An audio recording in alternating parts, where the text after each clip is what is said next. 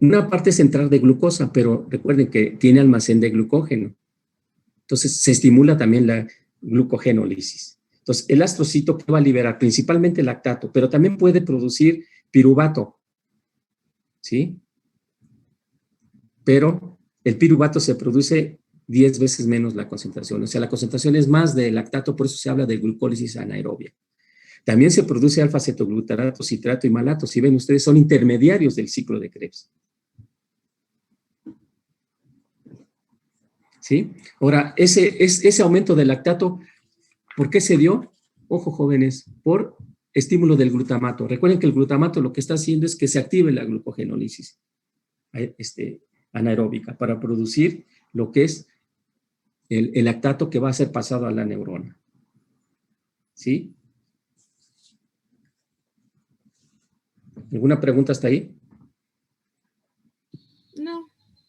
Bueno, y podemos hablar que en el caso del astrocito, también es la estimulación de la glucogenólisis. Es estimulada la glucogenólisis. ¿Sí? No solo, ¿cómo se estimula? Ya vimos que por el glutamato, pero no solamente por el glutamato, sino también podemos hablar de otras sustancias. Por ejemplo, aquí ya lo vimos, ATP. Serotonina, por ejemplo, también pueden estimular la glucogenólisis, así como la histamina, el ATP y la adenosina.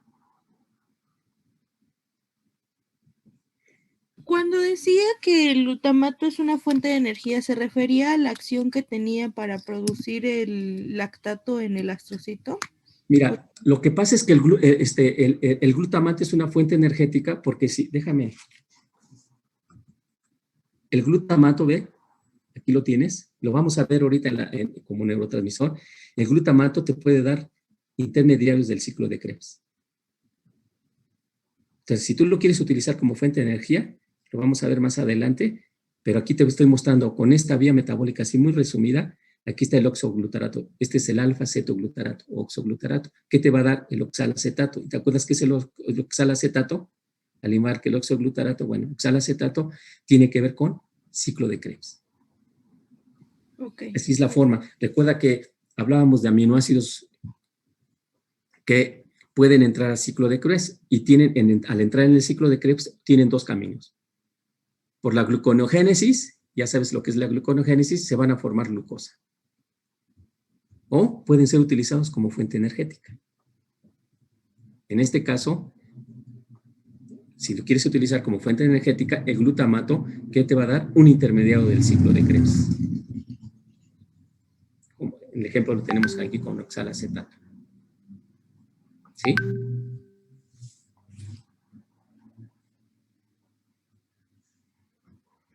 ¿Alguna pregunta, jóvenes? No, profe. Así lo estoy dejando muy rápido para que vean ustedes, y más o menos así funciona para lo que es el GABA, ¿eh? El GABA, bueno, pero está muy enfocado a este tipo. Aquí nomás les estoy dando de forma genérica cómo está actuando el astrocito para estar regulando más que nada, para estar, cómo interviene en la sinapsis, ¿sí? En este caso, la neurona, vean las fuentes para formar el glutámico. Uno de ellos es, como ven ustedes, es la propia recaptación de este transmisor a través de un transportador que tiene, como vamos a ver más adelante, que es dependiente de sodio. Está entrando el glutamato. Y ese glutamato, cuando también vamos a ver, se puede guardar directamente en las vesículas para después ser excretado. La otra es que el glutamato lo podamos formar a partir de lo que es el lactato. Al formar piruvato, vean ustedes, aquí vamos a ver que el glutamato, que es lo que me preguntaba su compañera, el ciclo de Krebs también me puede dar glutamato. Y una tercera vía es del almacén de glutamina, que es de forma directa. Que esa glutamina, como ves, puedes ver, está en el astrocito y tenemos un transportador para meter glutamina en la célula nerviosa y aquí la glutaminasa hace el proceso contrario, le quita el grupo amino y lo mete a glutamato. Ahí que me puedes preguntar, ¿y qué pasa con ese grupo amino? ¿Te acuerdas del otro aminoácido que capta los grupos amino y que está en el sistema nervioso central? Aquí lo tienes, el aspartato, para formar asparagina. ¿Sí? Entonces, aquí nada más es mencionarles y vean que en las funciones que mencionábamos del astrocito nos decía que era mantener ahí nos mencionaba nada más, o si ustedes ven la bibliografía, nos dice mantener los niveles de potasio. ¿Dónde? Afuera. Aquí está. Para la captación del glutamato estimula todo esto que les acabo de mencionar, pero también lo que va a estimular es que funcione la bomba de sodio-potasio, porque junto con la entrada del glutamato entra sodio y sale potasio. Entonces tengo la bomba de sodio-potasio que hace que se meta. ¿Sí? Vean, aquí está el potasio, aquí no lo está marcando, no sé si se ve, aquí está en chiquitito aquí abajo. De tal manera que mantiene las concentraciones fisiológicas de funcionamiento bajas en el espacio extracelular. Entonces, esto nos está indicando que el astrocito, bueno, si mencionábamos que tiene que ver con los neurotransmisores, ¿qué tiene que ver con los neurotransmisores? No los sintetiza, que quede claro. Pero sí tiene que ver con, en este caso, con la recaptación. Como les decía, ¿qué importancia tiene la recaptación? Gasto de energía, jóvenes. Entonces, vamos a decir que ahorramos energía al poder recaptar los transmisores y se van a dar cuenta que en todos los transmisores una de las formas de inactivarlo es la recaptación. ¿Y qué función va a tener la recaptación? Pues el ahorro de energía. Que no gastemos energía ni sustrato para formar al transmisor. ¿Quién es el sustrato? Glucosa. Entonces, hasta vean que también en el sistema nervioso central hablamos de austeridad, ¿no? ¿Cuál es esa austeridad? Utilizar la glucosa, sí, efectivamente hay que utilizar la glucosa, sí, pero no malgastarla. ¿Y cómo no la podemos malgastar? Si estamos hablando que la glucosa se utiliza como sustrato para la síntesis de transmisores, y no solamente es uno, y ustedes ya vieron cuántos, pues entonces lo que vamos a hacer es disminuir el consumo de esa glucosa para la síntesis, ¿a través de qué? De tener almacenes o de reciclar a ese transmisor. ¿Y cómo lo reciclamos? A través de la captación. Puede ser directa de la célula presináptica, o sea, de la neurona, o a través de una célula de la glía, que en este caso es el astrocito. ¿Alguna pregunta, jóvenes? No. ¿No? Creo que no. No, doctor. Bueno, y aquí rápidamente les comentaba, aunque ya esto es antiguito, pero creo que era importante mencionárselos, cuáles eran las características que debía cumplir un compuesto para ser neurotransmisor. Ya el término neurotransmisor incluso ya ni se utiliza mucho, ahora se llama sustancias neurócrinas, ¿no? Dentro de las neurócrinas son los neurotransmisores, que son los transmisores que están producidos por la célula nerviosa, ¿sí? Entonces, nos decía que los requisitos es que deben ser sintetizados por la neurona presináptica y se van a dar cuenta que todas las sustancias que vemos allá están relacionadas ya sea junto con la célula glial en la síntesis del transmisor. Almacenarse es otra característica en vesículas presinápticas. Vamos a ver más adelante las funciones que tienen las vesículas presinápticas. Liberarse. Y decíamos que el principal mecanismo de liberación, que ya se conocía desde antes, de la célula presináptica, ojo, está marcado ahí, célula presináptica, es el mecanismo, ahorita lo ponemos, que es dependiente de calcio. ¿Sí? ¿Y qué va a hacer? Bueno, que también deba activar receptores posinápticos, modificando el potencial de membrana. Aquí nomás dice modificando el potencial de membrana, no dice para qué, simplemente dice modificar el potencial de membrana. Y esa modificación de potencial de membrana, yo sí les puedo decir, tiene dos caminos. Modificar lo que es el aspecto químico, ¿y a qué se refiere modificar el aspecto químico o afecta la función química de la célula posináptica? Es metabolismo. El término químico se refiere a modificación del metabolismo de esa célula posináptica, dependiendo de qué sea. ¿Sí? Y la otra es modificar la función fisiológica. ¿Cuál es un ejemplo de función fisiológica que es la que más común? Es la modificación de los canales, abrir o cerrar canales. ¿Sí? Y la otra, si ven ustedes, ya nos está dando pasos a lo siguiente, que es retirarse del sitio. Y aquí podemos hablar de, más que retirarse del sitio, destruirse, podemos ponerle un nombre, que es inactivarse. ¿Y cómo se inactiva? También dos caminos, por recaptación o por destrucción. Son los dos caminos. Y cuando hablamos de destrucción química, pues ahí están involucradas, ¿quién? Enzimas. Pueden ser enzimas que se encuentren en la célula postsináptica o enzimas que incluso tengan la propia célula presináptica o estén fuera. Vamos a ver cuáles son las principales. Y la recaptación que acabamos de ver, que pueda ser por la propia célula presináptica o puede ser por una célula glial. ¿Y cuál es esa célula glial principal? Es el astrocito. ¿Hasta ahí vamos, jóvenes? Sí. Bueno, aquí no voy a meterme, no lo voy a poner así. Dentro de las actividades que mencionábamos de este astrocito, era que tenía que ver con la formación de la barrera hematocefálica, que es el tema que vamos a ver a continuación, después que termine de ver esto, para que veamos qué importancia o qué funciones tiene la barrera hematocefálica, si el término barrera está bien aplicado, si el cerebro está protegido completamente por la barrera hematocefálica, etc. Pero eso lo vamos a ver con el equipo que lo va a dar. Me voy a brincar lo de la barrera hematocefálica.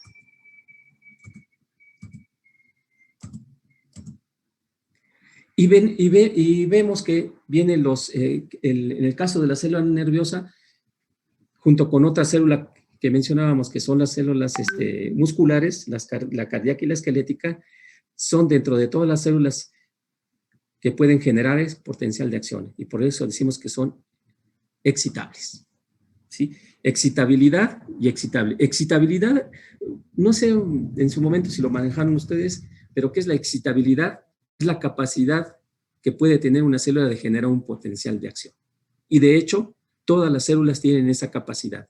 Tienen el fenómeno de excitabilidad. O sea, una cosa es tener la capacidad y otra es poder generar el potencial de acción.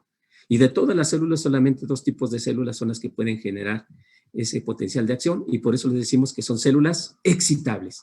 ¿Qué es una célula excitable? Es aquella que genera potenciales de acción, no que tiene la capacidad. ¿Sí? Ya esa generación de ese potencial de acción es lo que se le conoce como neuroconducción. ¿Y qué es la neuroconducción? Pues como lo está diciendo ahí, estamos hablando de la célula nerviosa, conducción es el movimiento de electrolitos para generar ese potencial de acción, y hablamos de este potencial de acción que está aquí. ¿Sí? En ese potencial de acción decíamos que tiene una base. ¿Cuál es la base? El potencial de membrana, que es lo que vemos aquí como número. Que es un potencial de membrana, en el caso de la célula nerviosa es de menos 70 milivoltios. Y que ese potencial de membrana está principalmente, se mantiene en condiciones fisiológicas por la bomba de sodio-potasio. Yo sé que no sé, los que hayan visto por otro lado este potencial de membrana, le están diciendo que los canales iónicos de la membrana celular, etc. Sí, están metidos todos los canales iónicos, pero quien tiene la responsabilidad mayor de mantener el potencial de membrana es la bomba de sodio-potasio. Por eso cambios en la concentración de sodio o potasio, ya sea extracelular o intracelular, van a ser compensados ¿por quién? Por la bomba de sodio-potasio. Entonces hablamos que la bomba de sodio-potasio es la responsable de mantener ese potencial de membrana que ustedes ven aquí. ¿De acuerdo? ¿Alguna pregunta, jóvenes? No. ¿No? Bueno, ya se me cayó esto. Bueno, y decíamos que entonces viene lo que es la neuroconducción. La neuroconducción es, que como les decía, es lo que se conoce, o lo que va a dar origen a ese potencial de acción. ¿Y qué es el potencial de acción? Ojo, es un rompimiento del potencial de membrana. Y si hablamos que del potencial de membrana, estamos hablando que son las condiciones homeostáticas de una célula, entonces estamos hablando que el potencial de acción es un rompimiento de la homeostasis del potencial de membrana. Y recuerden ustedes que cuando se rompe o cuando se sale de ese potencial, de esa homeostasis, en este caso del potencial de membrana, ya sea hacia abajo o hacia arriba, se monta un mecanismo de respuesta por parte de de nuestro organismo. Y en este caso, el mecanismo de respuesta es por la célula nerviosa. Y a ese mecanismo de respuesta le vamos a decir potencial de acción. ¿Sí? Ese potencial de acción está dado por cambio en dos canales. Y esos canales, sí que quede claro, son canales dependientes de voltaje. ¿Que ahí tengo otros canales? Sí. Que no los voy a, bueno, los voy a mencionar nada más, acuérdense. Los canales mecánicos, los canales químicos. ¿Sí? En este caso, estos son canales dependientes de voltaje. ¿Qué significa? Que esos canales van a responder a cambios en el voltaje de lo que es la membrana celular. Y como les decía, es un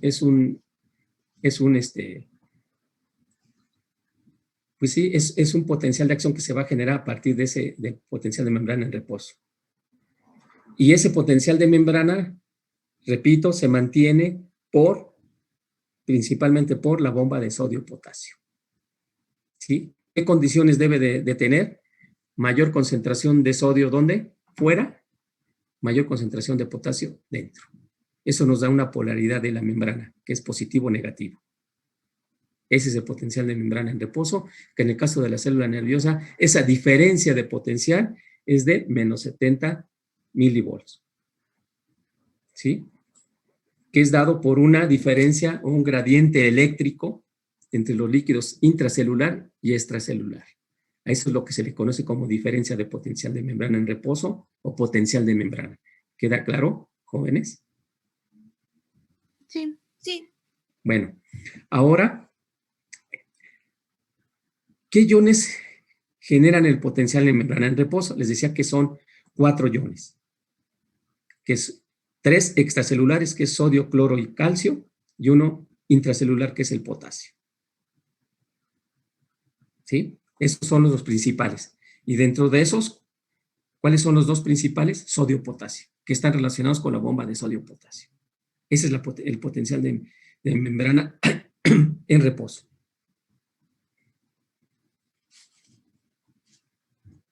Y mencionábamos que, ¿cómo se rompe ese potencial de membrana en reposo? Por un estímulo, como ven ustedes ahí. ¿Sí? Dice aquí, estímulo despolarizante. O sea, no es cualquier estímulo. Debe ser un estímulo que cambie la polaridad de la membrana. ¿Sí? Y ese estímulo despolarizante, vean, en el paso 3 dice que la membrana se despolariza hasta el valor del umbral. ¿Cuál es el valor del umbral? En este caso es menos 55 milivolts. ¿Sí? Y ese estímulo despolarizante lo que va a hacer es activar a los canales de sodio-potasio para que se empiecen a abrir. Hasta llegar, como dice ahí, a un valor umbral donde se dispara ya. Podemos decir que a partir de lo que es el 3, ya se dispara lo que es el potencial de acción. Y aquí, como nos está diciendo, la entrada rápida de sodio despolariza la célula. No quiere decir que el potasio no se esté moviendo, pero se mueve de manera más lenta. Acuérdense que aquí les mencionaba que en el caso de la despolarización del sodio, se habla de lo que es la entrada, el fenómeno de retroalimentación positiva. Nada más en esa parte. ¿Y qué es la retroalimentación positiva? Acuérdense que la retroalimentación positiva lo mencionábamos como que era multiplicador, se va sumando. ¿Qué quiere decir? Que conforme se van abriendo los canales de sodio, eso estimula a que los otros se abran más rápido. Ese es el potencial de membrana, conocido como despolarizante, relacionado con lo que es la retroalimentación positiva, que hace que llegue hasta más 30 milivolts. Acuérdense que les mencionaba que aquí lo tienen, ese canal de sodio, vean, dice regulado por voltaje, aquí lo tienen. Tiene al abrirse, deja pasar una cierta cantidad de sodio, ¿sí? Por una diferencia de 0.5 milisegundos. Esa diferencia de 0.5 milisegundos es entre estas dos partes del propio canal que tiene una parte cerrada y una parte abierta. La parte cerrada es la que se encuentra en el canal y en la parte interna, vamos a decir, que se encuentra en el líquido intracelular, es donde está abierto. Vean, cuando llega el estímulo, vean como aquí hay cambio de polaridad, y ese cambio de polaridad en la membrana lo que hace es, en este canal dependiente de voltaje, hace que se cambie el voltaje, y recuerden que aquí es el estímulo despolarizante. Empieza a despolarizar hasta llegar al umbral, como lo ven ustedes aquí. Y eso lo que está haciendo es generar acá ya ese cambio que les decía que sea así como inclinado, ¿sí? Que es asincrónico. Mientras que uno se abre, el otro se va cerrando, pero de manera asincrónica. De tal manera que esta diferencia que ven ustedes aquí entre la parte C y D es de 0.5 milivolts. Pero eso es suficiente para provocar una entrada de sodio que despolarice la membrana hasta más 30 milivolts. Y esa es la fase de despolarización. Y de una vez, acuérdense que aquí mencionábamos del periodo refractario absoluto, ¿sí? Y el periodo refractario relativo. ¿Qué es el periodo refractario absoluto? Es la parte que les decía de este potencial de acción, donde una vez iniciado el potencial de acción, no se puede disparar un segundo potencial de acción. No importando qué tan grande sea el estímulo. ¿Y dónde está esto? Aquí, en esta parte. Este es el periodo refractario absoluto. Más o menos en tiempo, no sé si se lo mencionaron, pero es 2 milisegundos. Así es muy cortito. Y luego viene la otra parte, que es esta, la parte de repolarización, que es, aquí ya estamos hablando que, si ustedes se dan cuenta, aquí ya los canales de sodio se están cerrando, están cerrados. ¿Quiénes son los que se están manifestando? Los canales de potasio, dependientes de voltaje, recuerden esto. Entonces ahí estamos hablando que en el D se habla así, hablamos así muy gráficamente, los canales de sodio ya están cerrados o se están cerrando, mientras que los canales lentos de potasio se están abriendo. ¿Y qué va a pasar? Pues que ahora lo que va a hacer es el potasio sale de la célula al líquido extracelular para poder compensar. ¿Sí? Y entonces empieza aquí nos está diciendo la repolarización es por el movimiento del potasio. Entonces, después si regresamos a la gráfica, entonces aquí estamos hablando de la repolarización, y este es debido al movimiento que tiene nuestro potasio hacia afuera de la célula. Como tenemos abiertos los canales de potasio, como dice ahí, sigue saliendo más potasio de la célula. ¿Sí? Recuerden que los lentos se cierran pues, más lentamente, y esto hace que se genere un exceso de potasio afuera, y eso genera una hiperpolarización. Al decir hiperpolarización se vuelve muy negativa la membrana. Entonces, ya una vez que se cierran, como dice aquí, ¿qué entra en acción? La célula va a retornar a la permeabilidad inicial a través de ¿qué? De la bomba de sodio-potasio para generar el potencial de membrana inicial. ¿Sí? La repolarización, ahí es donde podemos hablar del periodo refractario relativo. Y ahí se hablan de los potenciales escalonados. ¿Sí? Ahí podemos hablar que esos potenciales escalonados deben despolarizar a la membrana más intensamente de lo normal. ¿Por qué? Pues porque lo normal, les decía, empezábamos aquí. Entonces, si yo quiero despolarizar a la membrana aquí, pues voy a necesitar un estímulo mucho mayor que el que inició el potencial de membrana. Y si lo logro, puedo lograr un segundo potencial de acción. ¿Sí? Y hablábamos que en todo caso las señales eléctricas, estas son señales eléctricas, decíamos que las dividíamos en dos, que era el potencial escalonado y el potencial de acción. El potencial escalonado también se le llama potencial graduado. ¿Qué significa esto? Estos potenciales escalonados son de intensidad variable y les decía que disminuyen su fuerza con la distancia. Al decir, entre más largo sea la longitud que tienen que recorrer, pierden intensidad a medida que viajan a través de la célula. Principalmente estos potenciales escalonados, acuérdense, o graduados, ¿dónde se utilizan? En la comunicación a corta distancia, pues es obvio. Porque a corta distancia sí tienen la facultad de poder modificar la permeabilidad de la membrana. Pero a larga distancia no, pierden esa facultad. No así el potencial de acción, que son de intensidad constante. Entonces, la diferencia es que uno es variable. ¿Por qué? Porque depende de la distancia a recorrer. Mientras que el potencial de acción, no importa la distancia, siempre va a ser constante. ¿Y eso qué indica? Que puede viajar largas distancias sin perder su intensidad. ¿Sí?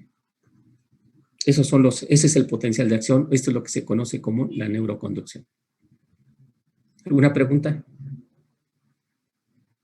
No. No, profe. No. Bueno, después de que hablamos de esos eventos de la neuroconducción o la neuroconducción, hablábamos ya de la célula nerviosa. Acuérdense que hablamos de los requisitos, pues ya, perdón que me regrese. Hablábamos de los... Déjenme... Ahorita vamos a empezar ya con la barrera hematocefálica. De las características que debe cumplir un compuesto para ser neurotransmisor. Bueno, pues ya que vimos eso, nos pasamos a la parte de eventos químicos de la sinapsis. Ya sabemos lo que es la sinapsis, ya sabemos que en este caso, recuérdenlo, ya no nomás la sinapsis es la célula presináptica, célula postsináptica, sino también vamos a meter una célula glial, y en este caso es el astrocito. ¿Cuáles son los eventos químicos en la sinapsis que se dan? Uno, la síntesis del transmisor. La síntesis del transmisor generalmente es en el soma de la neurona, ¿sí? Aunque también se puede llevar a cabo en la parte terminal, en el pie terminal. ¿Y eso a qué se debe? Pues al transporte axoplasmático, ¿sí? Que recuerden, lo mencionamos, o te lo vamos a retomar, por el transporte axónico puede llevar todos los sustratos e incluso organelos como la mitocondria necesarios para la síntesis de los neurotransmisores. Una vez sintetizados, estos se deben de almacenar en las vesículas de almacenamiento, ¿sí? Esas vesículas de almacenamiento están asociadas a un transportador, ¿sí? Que les decía que es el BM, que lo vamos a ver ya en cada una de ellas. Y que después de ser almacenados, estos neurotransmisores no salen directamente, o sea, una vez que se sintetizan, se guardan en la vesícula, y que esta vesícula, como vamos a ver, tiene diferentes funciones. Mencionamos dentro de las funciones principales, una era el almacenar al neurotransmisor, ¿sí? Decíamos de protección. ¿Protección de qué? De las enzimas que puedan degradar al neurotransmisor. Intervenir en la síntesis del neurotransmisor. Yo estoy hablando de funciones generales, de la vesícula. Y finalmente hablamos que son las encargadas de la liberación. Decíamos que generalmente estas vesículas responden, ojo, a lo que es el potencial de acción. El potencial de acción, fíjense, forma parte del evento químico de la sinapsis. Al decir que forma parte del evento químico, ¿qué quiere decir? Que está relacionada para que se lleve a cabo un evento químico, que es la liberación del transmisor. Entonces, la liberación del transmisor se debe a un potencial de acción que lo que está generando es un cambio en la permeabilidad al potasio.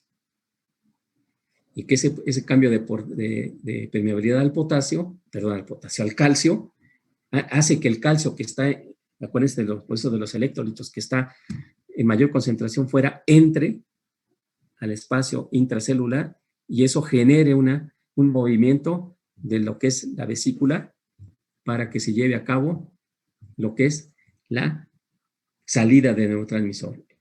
Y el mecanismo es la exocitosis. En forma general les van a hablar de exocitosis. Después viene lo que es la reacción con el receptor, ¿sí? Y en el caso de la reacción con el receptor, mencionábamos que teníamos dos tipos de receptores, los ionotrópicos y los metabotrópicos, ¿sí? Los ionotrópicos se refiere a lo que son canales iónicos, ¿sí? Que se abren y se cierran simplemente con la estimulación de un ligando, ¿sí? Recordamos que decíamos que son más rápidos, o sea, responden más rápido que los otros receptores, que son los metabotrópicos. Y que los metabotrópicos, estamos hablando que son receptores que están asociados a proteína G, ¿sí? Y esa proteína G, acuérdense, tengo GQ, GS y GI. GQ tiene la función semejante a los GS, que son estimuladores.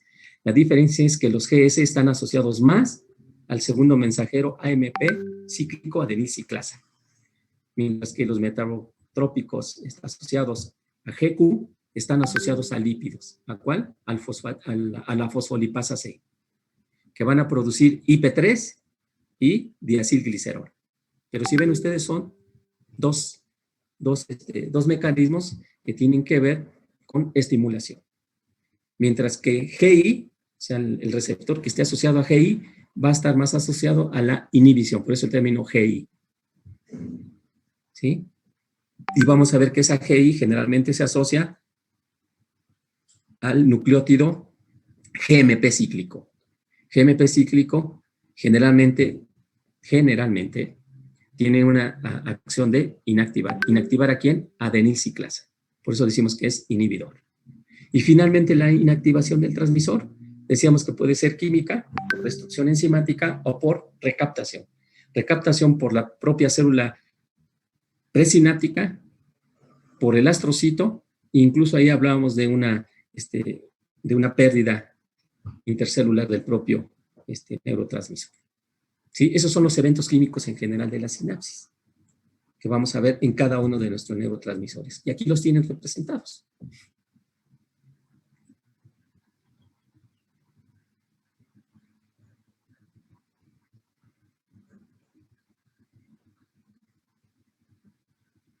¿Alguna pregunta, jóvenes?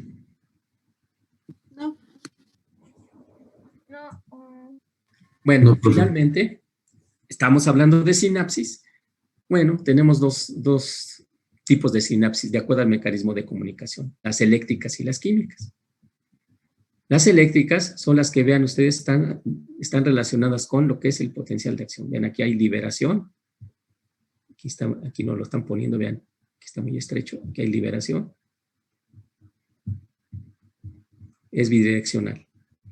Perdón, no es liberación. Aquí estamos hablando que estaban uniones. ¿Se acuerdan de las uniones GAP? Sí.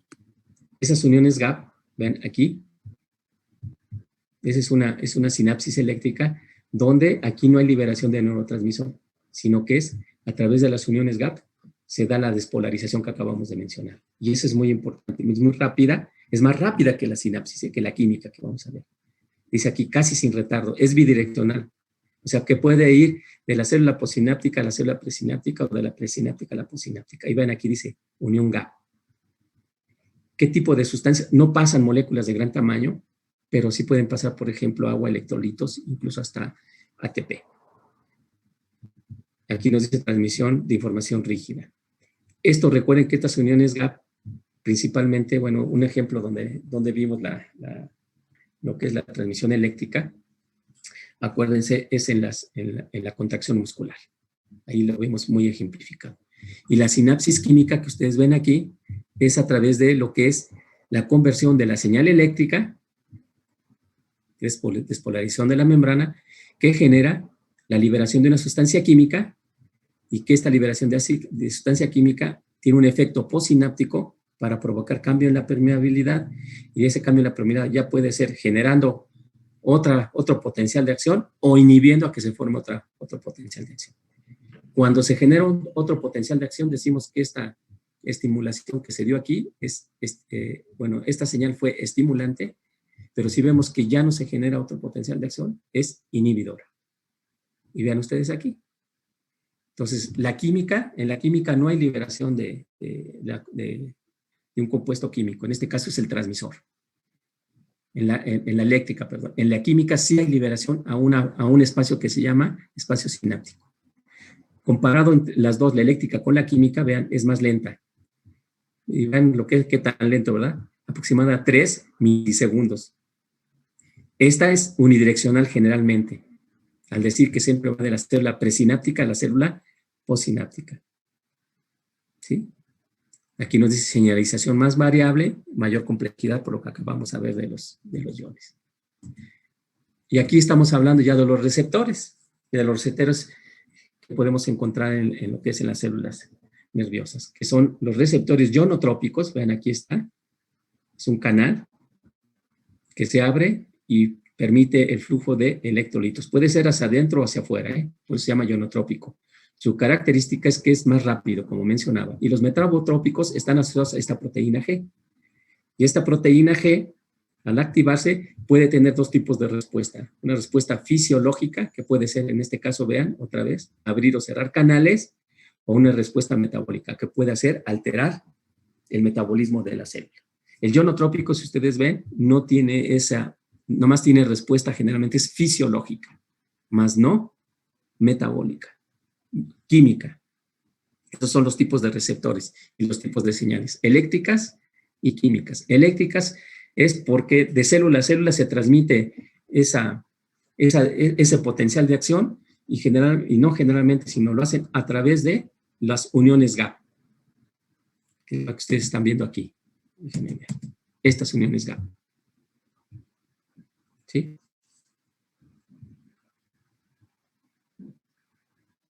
Si ven ustedes, son proteínas. ¿Cómo se les llaman estas proteínas? ¿Se acuerdan? Que forman el puente.